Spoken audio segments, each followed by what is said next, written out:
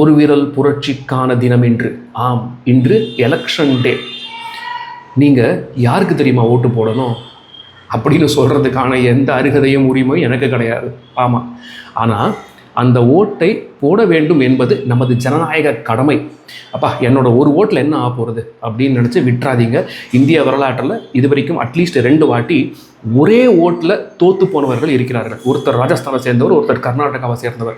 அதில் ஒருத்தர் வந்து முதலமைச்சர் வேட்பாளர் வேறு.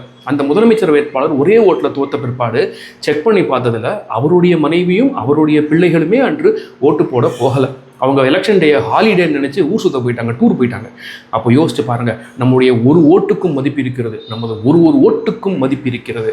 ஆம், இது நமது ஜனநாயக உரிமை, ஜனநாயக கடமை, ஜனநாயக அங்கீகாரம்.